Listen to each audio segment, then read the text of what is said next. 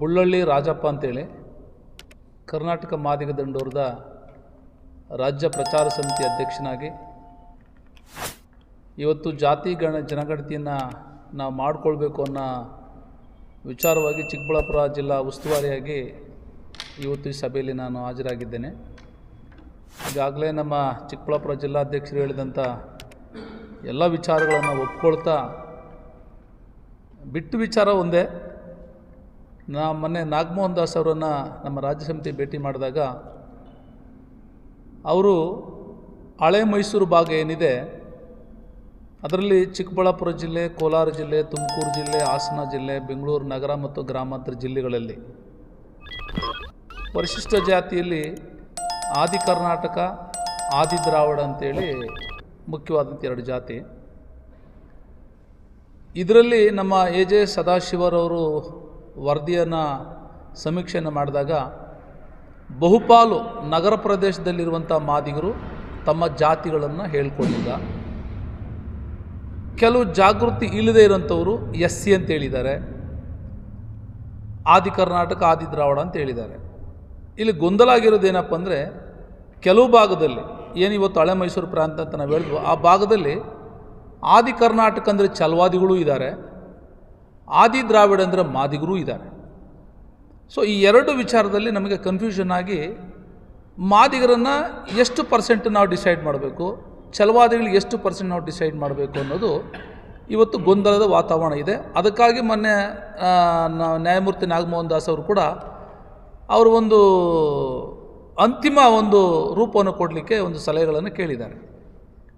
So ಹಾಗಾದರೆ ಈಗ ನಾವು ಕೆಲವು ಕಡೆ ಇವತ್ತು ಉದಾಹರಣೆ ಹೇಳಬೇಕಂದ್ರೆ ನಮ್ಮ KH ಮುನಿಯಪ್ಪ ಅವರು ಮಾದಿಗರು, ಅವರ ಸರ್ಟಿಫಿಕೇಟು AD ಅಂತಿದೆ, ಆದಿ ದ್ರಾವಿಡ ಅಂತಿದೆ.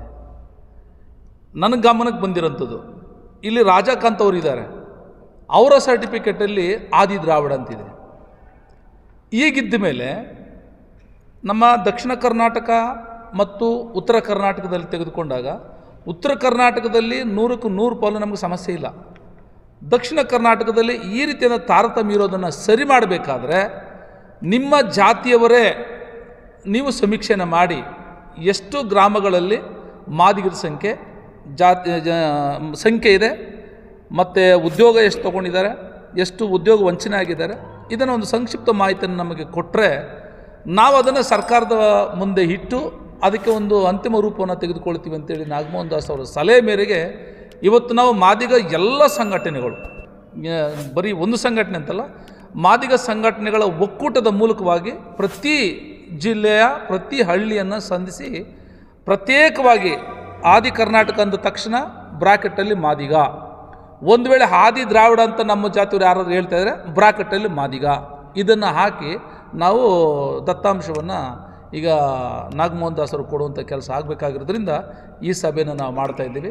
ಈಗಾಗಲೇ ನಮ್ಮ ಗಂಗಾಧರ್ ಹೇಳಿದ ಪ್ರಕಾರವಾಗಿ ಮೊದಲು ಜಾತಿ ಜನಗಣತಿ ಆಗಿದ್ದು 1911ರಲ್ಲಿ ಜಾತಿ ಜನಗಣತಿ ಆಯಿತು, ಬ್ರಿಟಿಷ್ ಸರ್ಕಾರ ಇದ್ದಾಗ. ಆಗ ಮಾದಿಗರ ಸಂಖ್ಯೆ 19 ಲಕ್ಷ ಚಿಲ್ಲರೆ ಇದೆ 1911ರ ಜನಗಣತಿ. ಆನಂತರ 1921 ಜನಗಣತಿ ಆಯಿತು, ಜಾತಿ ಜನಗಣತಿ ಆಯಿತು. 1931ರ ಜಾತಿ ಜನಗಣತಿ ಆಯಿತು. 1941ರ ಜಾತಿ ಗಣತಿ ಆಗ ಒಳಗಡೆ ಈ ಸ್ವತಂತ್ರ ಸಂಗ್ರಾಮ ಮತ್ತು ನಮ್ಮ ದೇಶ ಇಂಡಿಪೆಂಡೆಂಟ್ ಹೊಂದಿಕೊಳ್ಳುವಂಥ ಸಂದರ್ಭಕ್ಕೆ ಬ್ರಿಟಿಷರವರು ಅದನ್ನು ಅಲ್ಲಿಗೆ ನಿಲ್ಲಿಸಿದ್ರು. ಮತ್ತು ನಮ್ಮ ದೇಶವನ್ನು ಆಳಿದಂಥ ಸರ್ಕಾರಗಳು ಯಾವುವು ಕೂಡ ಜಾತಿ ಜನಸಂಖ್ಯೆಗೆ ಜನಗಣತಿಗೆ ಮುಂದಾಗಲೇ ಇಲ್ಲ.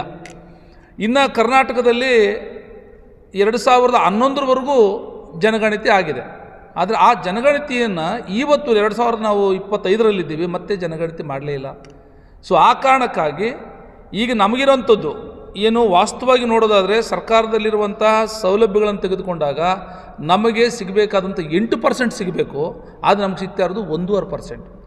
ಈ ಗೊಂದಲಗಳಿರೋದ್ರಿಂದ ಮತ್ತೆ ನಾವು ಜಾತಿ ಗಣತಿ ಮಾಡಲೇಬೇಕಾಗ್ತದೆ. ಆ ಜಾತಿ ಗಣತಿ ಮಾಡಲಿಕ್ಕೆ ಈಗಾಗಲೇ 1997ರಲ್ಲೇ ಪ್ರಾರಂಭ ಆಗಿ 2012ಕ್ಕೆ ವರದಿಯನ್ನು ಸರ್ಕಾರಕ್ಕೆ ಕೊಟ್ಟರು. ಈಗ ಮತ್ತೊಂದು ಸಾರಿ ನಾವು ಜಾತಿ ಗಣತಿ ಮಾಡಿರಿ ಅಂತಂದರೆ ಇನ್ನೆಷ್ಟು ವರ್ಷಗಳು ತೊಗೊಂಡು ಹೋಗ್ತದೋ ಗೊತ್ತಿಲ್ಲ. ಅದಕ್ಕೆ ಇಡೀ ಮಾದಿಗ ಸಂಘಟನೆಗಳ ಒಂದು ಒತ್ತಾಯ ಏನಪ್ಪ ಅಂದರೆ, ನೀವು ಜಾತಿ ಗಣತಿಯನ್ನು ನೀವು ಮಾಡಿರಿ, ಅದನ್ನು ಸರ್ಕಾರಕ್ಕೆ ಬಿಟ್ಟದ್ದು, ಅದ್ರ ಒಳಗಡೆ ನಮಗೇನೀಗ ನೀವು ಶಿಫಾರಸು ಮಾಡಿದ್ದೀರೋ ಅದನ್ನು 6% ನೀವು ನಮಗೆ ತಾತ್ಕಾಲಿಕವಾಗಿ ನೀವು ಜಾರಿ ಮಾಡಿಬಿಡ್ರಿ. ಅನಂತರ ನೀವು ಜಾತಿ ಗಣತಿ ಮಾಡಿ ಅದರಲ್ಲಿ ಹೆಚ್ಚಾದರೆ ಹೆಚ್ಚು ಮಾಡಿರಿ, ಕಡಿಮೆ ಆದರೆ ಕಡಿಮೆ ಮಾಡಿರಿ. ಅದ್ರಲ್ಲಿ ನಮ್ಮ ಏನು ತಕರಾರಿಲ್ಲ ಅಂತೇಳಿ ನಾವು ಸರ್ಕಾರಕ್ಕಾಗಲೇ ನಮ್ಮ ನಾಗಮೋಹನ್ ದಾಸ್ ಅವರಿಗೆ ನಾವು ಮನವಿಯನ್ನು ಮಾಡಿದ್ದೀವಿ. ಆ ಪ್ರಕಾರವಾಗಿ ನಮ್ಮ ಕೆಲಸ ಇಷ್ಟೇ. ಈಗ ಪ್ರತಿ ಗ್ರಾಮದಲ್ಲಿ ಮಾದಿಗರ ಸಂಖ್ಯೆ ಎಷ್ಟಿದೆ, ಉದ್ಯೋಗ ಎಷ್ಟು ನಾವು ಪಡ್ಕೊಂಡಿದ್ದೀವಿ, ವಿದ್ಯಾವಂತರು ಅವಕಾಶಗಳು ನಮಗೆ ಎಷ್ಟು ಸಿಕ್ಕಿದೆ, ಎಷ್ಟು ವಂಚನೆ ಆಗಿದೆ ಅನ್ನೋಂಥ ಮಾಹಿತಿಯನ್ನು ಕೊಡೋದು ಅಷ್ಟೇ ನಮ್ಮ ಕೆಲಸ. ಅದಕ್ಕಾಗಿ ಇವತ್ತು ಈ ಸಭೆಯನ್ನು ನಾವು ಕರೆದಿದ್ದೀವಿ. ಸರ್, ನಿಮ್ಮ ಸಂಘಟನೆಯ ಹಳ್ಳಿಯಲ್ಲೂ ಪದಾಧಿಕಾರಿಗಳು ಹೊಂದಿದೆ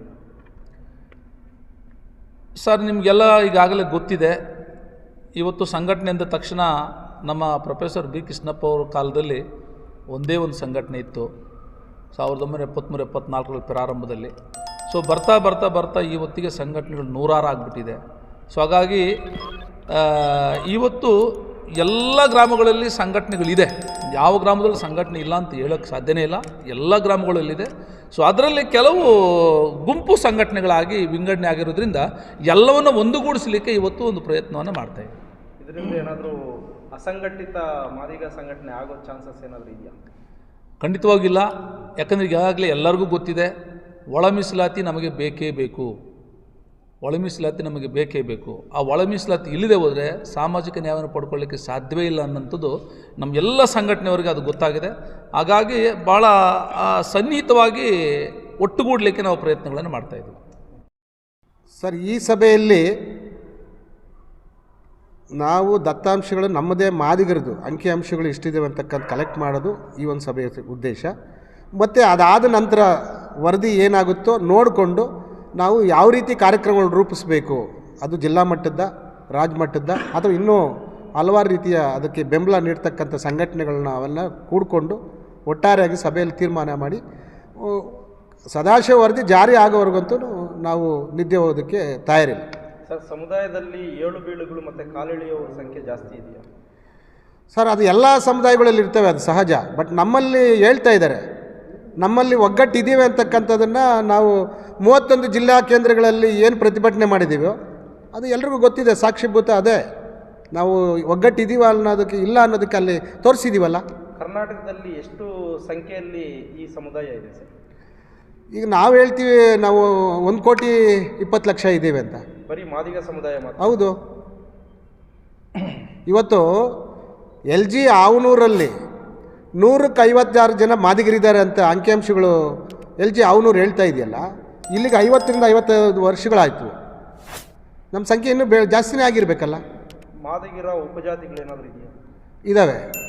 ಅದು ಈ ಮಾದಿಗ ಸಮುದಾಯಕ್ಕೆ ಸೇರುತ್ತಾ? ಅದನ್ನು ಹೊರತುಪಡಿಸಿ 1 ಕೋಟಿ ದಾಟಿದೆಯಾ? ಎಲ್ಲ ಸೇರಿ 1,20,00,000 ಮಾದಿಗ, ಅದರ ಉಪಜಾತಿಗಳು. ಸೊ ಎಲ್ಲ ಸೇರಿದ್ರೆ ನಿಮಗೆ 6%ಗೆ ನಿಗದಿತವಾಗಿದೆ ಅಂತ ತಾವು ಹೇಳೋದು? ಇಲ್ಲ, ಅದು ಸದಾಶಿವ ಆಯೋಗದ ವರದಿ. ಅದು LG ಆವನೂರು 8.5 ಅಂತ ಹೇಳ್ತಾ ಇದೆ, ಸದಾಶಿವ 6% ಅಂತ ಹೇಳ್ತಾ ಇದೆ. ಈಗ ನಾವು ಹೇಳಿರೋ ಪ್ರಕಾರ ಸರ್ಕಾರದಲ್ಲಿ ಸರಿಯಾದ ದತ್ತಾಂಶಗಳು ಅವ್ರಿಗೆ ಸಿಕ್ಕಿಲ್ಲ ಅಂತ ಹೇಳ್ತಾ ಇದ್ದಾರೆ. ಅದ್ರ ಪೂರಕವಾಗಿ ಈಗ ನಾವು ಇಲ್ಲಿಂದ ಪ್ರಾರಂಭ ಮಾಡಿದ್ದೀವಿ. ರಾಜ್ಯಾದ್ಯಂತ ನಿಖರವಾದಂಥ ಮಾಹಿತಿ ನಮ್ಮ ಸಮಾಜ ನಾವುಗಳೇ ಕಲೆಕ್ಟ್ ಮಾಡ್ತೀವಿ. ಸರ್, ನಿಮ್ಮ ಸಮುದಾಯದ ನಿರುದ್ಯೋಗದ ಸಂಖ್ಯೆ ಎಷ್ಟಿದೆ ಸರ್? ಸರ್, ಈಗ ಆಯೋಗಗಳು ಹೇಳೋ ಪ್ರಕಾರನೇ ನಮಗೆ 1-1.5% ಸಿಕ್ಕಿರೋದು. ಉಳಿದಂತೆ ನಮಗೆ ಅನ್ಯಾಯ ಆಗಿದೆ. ಈಗಲೂ ಅಷ್ಟೇ 1%, ಅದು 1.5%, ಅಥವಾ ಈ ಸರ್ಕಾರಿ ನೌಕರದಿರ್ಬೋದು, ರಾಜಕೀಯವಾಗಿರ್ಬೋದು, ನಾವು 1-1.5% ಇದ್ದೀವಿ. ಉದ್ದೇಶ ಏನು? ಆತ್ಮೀಯರೇ, ಇವತ್ತು ಕರ್ನಾಟಕದಲ್ಲಿ 30 ವರ್ಷಗಳಿಂದ ಪರಿಶಿಷ್ಟ ಜಾತಿಯ ವರ್ಗೀಕರಣ ಆಗಬೇಕು ಅಂತಕ್ಕಂಥ ಹೋರಾಟದಲ್ಲಿ ಆಗಸ್ಟ್ 1ನೇ ತಾರೀಕು ಸುಪ್ರೀಂ ಕೋರ್ಟು 7 ಬೆಂಚಿನ ಸದಸ್ಯರ ಪೀಠ ಆಯಾ ರಾಜ್ಯ ಸರ್ಕಾರಗಳಿಗೆ ಮೀಸಲಾತಿ ಕೊಡೋದಕ್ಕೆ ಅಧಿಕಾರ ಇದೆ ಅಂತಕ್ಕಂಥ ಒಂದು ಆದೇಶವನ್ನು ಹೊರಡಿಸಿದ್ದಾರೆ. ಈ ನಿಟ್ಟಿನಲ್ಲಿ ನಾವು ಕರ್ನಾಟಕದಾದ್ಯಂತ ಎಲ್ಲ ಮಾದಿಗ ಸಂಘಟನೆಗಳು ಮತ್ತು ದಲಿತ ಸಂಘಟನೆಗಳನ್ನು ಒಗ್ಗೂಡಿಸಿಕೊಂಡು ಸದಾಶಿವ ಆಯೋಗದ ವರದಿಯನ್ನು ಪಡೆಯಲಿಕ್ಕೆ ಅಕ್ಟೋಬರ್ 18ನೇ ತಾರೀಕು ಎಲ್ಲ ಜಿಲ್ಲಾ ಕೇಂದ್ರಗಳಲ್ಲಿ ಪ್ರತಿಭಟನೆಯನ್ನು ಮಾಡಿ ಕೂಡಲೇ ಸದಾಶಿವ ಆಯೋಗದ ವರದಿಯನ್ನು ಜಾರಿ ಮಾಡಬೇಕು ಅಂತ ಸರ್ಕಾರಕ್ಕೆ ಒತ್ತಾಯ ಮಾಡಿದ್ವಿ. ಆ ಹಿನ್ನೆಲೆಯಲ್ಲಿ ಸರ್ಕಾರ ನಾಗಮೋಹನ್ ದಾಸ್ ಅಂತಕ್ಕಂಥ ಒಂದು ಕಮಿಟಿ ಹಾಕಿದೆ.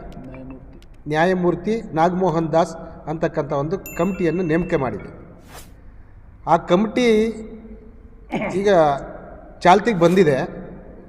ಆದರೆ ಕಮಿಟಿಯಲ್ಲಿ ಸದಸ್ಯ ನಾಗಮೋಹನ್ ದಾಸ್ರವರು ಹೇಳ್ತಕ್ಕಂಥ ವಿಚಾರವಾಗಿ ನಮ್ಮಲ್ಲಿ ಸರ್ಕಾರದಲ್ಲಿ ಸರಿಯಾದ ರೀತಿಯಲ್ಲಿ ದತ್ತಾಂಶಗಳಿಲ್ಲ ಅಂತಕ್ಕಂಥದ್ದು.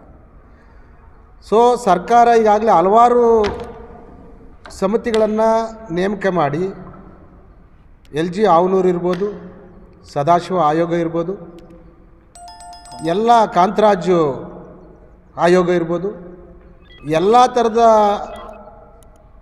ಸೆನ್ಸಸ್ಸನ್ನು ತೆಗೆದುಕೊಂಡು ದತ್ತಾಂಶ ಸರ್ಕಾರದಲ್ಲಿದೆ. ಆದರೆ ನಮಗೇನು ಅರ್ಥ ಆಗ್ತಾ ಇಲ್ಲ, ಸರ್ಕಾರ ಮಾದಿಗರಿಗೆ ನ್ಯಾಯ ಕೊಡಬೇಕು ಅನ್ನೋ ದೃಷ್ಟಿ ಇದೆಯೋ ಅಥವಾ ನಮ್ಮಲ್ಲಿ ಟಚಬಲ್ ಎಸ್ಸಿಗಳಿಗೆ ಮಣಿದು ನಿಂತಿದೆಯೋ ಗೊತ್ತಿಲ್ಲ. ಸೊ ಆದ್ದರಿಂದ ನಾವು ಇವತ್ತು ಸಭೆ ಸೇರಿರೋ ಉದ್ದೇಶ ಇಷ್ಟೇ, ನಮಗೆ ಆದಷ್ಟು ಬೇಗ ಒಳ ಮೀಸಲಾತಿ ಆಗಬೇಕು. ನಾವು ಎಲ್ಲ ಮಾದಿಗ ಸಂಘಟನೆಗಳು ಮತ್ತು ದಲಿತ ಸಂಘಟನೆಗಳು ಒಗ್ಗಟ್ಟಾಗಿ ಆ ಒಂದು ದತ್ತಾಂಶವನ್ನು ಇವತ್ತಿಂದನೇ ನಾವೇ ಕಲೆಕ್ಟ್ ಮಾಡಬೇಕು ಅಂತಕ್ಕಂಥ ತಯಾರಾಗಿದ್ದೀವಿ. ಇವತ್ತು ಸಭೆ ಪ್ರಾರಂಭ ಮಾಡಿರೋದು ಅದೇ ಉದ್ದೇಶ ಆಗಿದೆ. ಮತ್ತು ಸರ್ಕಾರಕ್ಕೆ ನಾವು ದತ್ತಾಂಶಗಳು ನಾವು ಕಲೆಕ್ಟ್ ಮಾಡೋದಕ್ಕಿಂತನೂ ಸರ್ಕಾರಕ್ಕೆ ನಾನು ಮನವಿ ಮಾಡೋದು ಇಷ್ಟೇ, ನೀವು ದತ್ತಾಂಶ ನಿಮ್ಮಲ್ಲಿರ್ತಕ್ಕಂಥ ಮಾಹಿತಿಗೆ ಅನುಗುಣವಾಗಿ ಸದಾಶಿವ ಆಯೋಗ ಏನು 6% ಮಾದಿಗರಿಗೆ ಕೊಟ್ಟಿದೆ, 5% ವಲಯರಿಗೆ ಕೊಟ್ಟಿದೆ, ಇನ್ನು ಟಚಬಲ್ ಎಸ್ಸಿಗಳಿಗೆ 3% ನೀವು ಕೊಟ್ಟಿದ್ದೀರಿ. ನಿಮ್ಮಲ್ಲಿ ಒತ್ತಾಯ ಮಾಡೋದು ಇಷ್ಟೇ, ನಾಗಮೋಹನ್ ದಾಸ್ ವರದಿನ ಬೇಗ ತರಿಸ್ಕೊಂಡು ಈಗೇನು ಕೊಟ್ಟಿದೆ ಅದು ಹಡಕ್ಕಾಗಿ ನಮಗೆ ಕೊಟ್ಬಿಡಿ 6%. ಆಮೇಲೆ ನೀವು ರಾಜ್ಯಾದ್ಯಂತ ನಿಖರವಾದಂಥ ಮಾಹಿತಿ ಸಂಗ್ರಹಣೆ ಮಾಡಿ ನಮಗೆ ಹೆಚ್ಚಿದ್ರೆ ಕೊಡಿ, ಇಲ್ಲ 6%ಅಲ್ಲಿ ಕಡಿಮೆ ಆಗುತ್ತಾ ಸ್ವಾಗತ ಮಾಡ್ತೀವಿ. ನೀವು ಅಂಕಿಅಂಶಗಳು ನೀವು ನಿಖರವಾಗಿ ಕಲೆಕ್ಟ್ ಮಾಡ್ತಕ್ಕಂಥದ್ದು ಸರ್ಕಾರದ ಜವಾಬ್ದಾರಿ. ನೀವು ನಾಗಮೋಹನ್ ದಾಸ್ ವರದಿನ ಬೇಗ ತರಿಸ್ಕೊಂಡು ನಮ್ಗೆ 6% ಹಡಕ್ಕಾಗಿ ಕೊಡಬೇಕು ಅಂತಕ್ಕಂಥ ಒತ್ತಾಯ ಮಾಡ್ತಾಯಿದ್ದೇವೆ. ಮತ್ತು ಈ ಸಭೆಯಿಂದ ನಾವೇನು ದಲಿತ ಸಂಘಟನೆಗಳು, ಮಾದಿಗ ಸಂಘಟನೆಗಳು ಎಲ್ಲರನ್ನೂ ಒಗ್ಗೂಡಿಸ್ಕೊಂಡು ನಾವು ಒಂದು ದತ್ತಾಂಶವನ್ನು ನಮ್ಮ ಗ್ರಾಮಗಳಿಂದ, ತಾಲೂಕುಗಳಿಂದ, ಜಿಲ್ಲೆಗಳಿಂದ ಕಲೆಕ್ಟ್ ಮಾಡೋದಕ್ಕೆ ಈ ಒಂದು ಸಭೆಯನ್ನು ಕರೆದಿದ್ದೇವೆ. ಈ ಸಭೆಯಲ್ಲಿ ಎಲ್ಲ ಸಂಘಟನೆಗಳಕಾರರು ಭಾಗವಹಿಸ್ತಾ ಇದ್ದಾರೆ. ಇನ್ನೂ ಕೆಲವರು ಕಾರಣಾಂತರಗಳಿಂದ ಕೆಲವು ಸಂಘಟನೆಗಳು ಧರಣಿಗಳಿದ್ದಾವೆ, ಕೆಲವ್ರದ್ದು ವೈಯಕ್ತಿಕವಾದಂಥ ಅವ್ರದ್ದೇ ಕಾರ್ಯಕ್ರಮಗಳಿದ್ದಾವೆ.